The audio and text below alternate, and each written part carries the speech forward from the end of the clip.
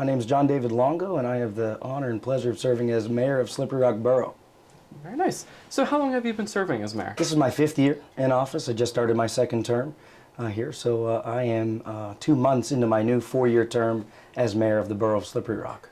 Okay. What made you become mayor? Like, what was your motivation there? Well, when I left the Marine Corps, I was looking to get an education. Of course, Slippery Rock University was on my radar. I found a great deal on a home right here in downtown, so I moved to Slippery Rock, and the rest is history. I went on to earn my undergraduate degree and my master's back-to-back. My undergraduate degree was completed in 2015. I finished my master's in 2017, and it was during my last year as a graduate student at Slippery Rock University that I ran for mayor of Slippery Rock, and here I am.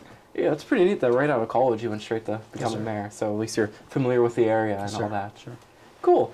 So a question I got for you is, I heard word that you're having these new possible incentives for first responders. Can you tell me a little bit about what that actually would entail?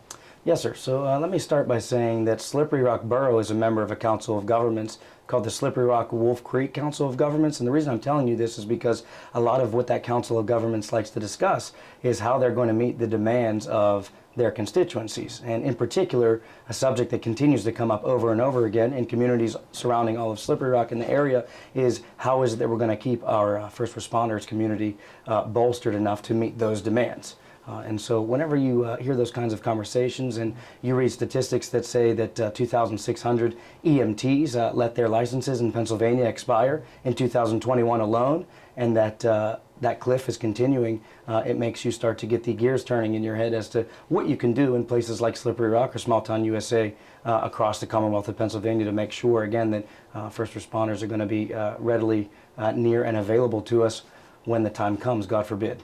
Yeah. Yeah, I definitely see what you're saying with that.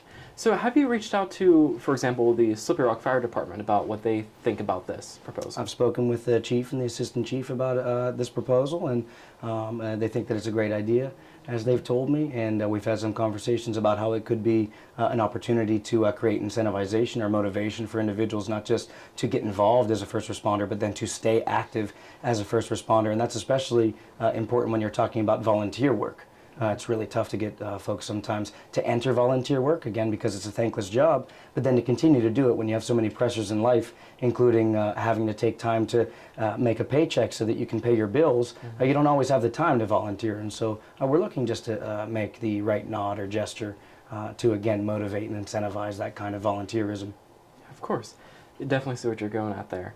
So tell me a little bit more about the process to get this approved. So I know it's in the proposal stage right now, but what's the timeline, or what are you looking at to get this going through? So I work with a great group of individuals known as our Slippery Rock Borough Council. There are 7 of those individuals, and they deliberate over all different types of rules and regulations and laws that we call ordinances here in Slippery Rock Borough. And typically they're the ones that come up with these kinds of proposals to create new rules and laws and regulations, but I also have the pleasure of getting to have conversations with these individuals from time to time.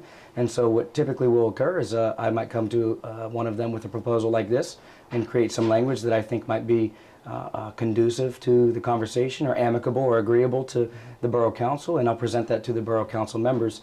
They kind of act in the way that Congress would, if you will, and so they'll put together a bill, if you will, right, or this language that eventually might become, if they deem it necessary or something that is agreeable to them, it would become an ordinance, or they could pass it through a resolution, which basically is a concurrence or an agreement between all of them.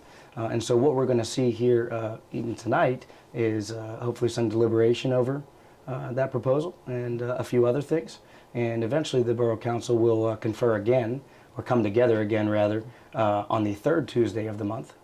And they'll decide whether or not we're going to move forward with some further discussion, or whether or not we're going to settle on an agreed upon language so that we can push a proposal like this to that next step. Wonderful. Well, that's all I needed, so thank you very much, Great. Mayor Longo. Thank you. Nice to talk to you. Thank you, sir. Appreciate it. Thank you.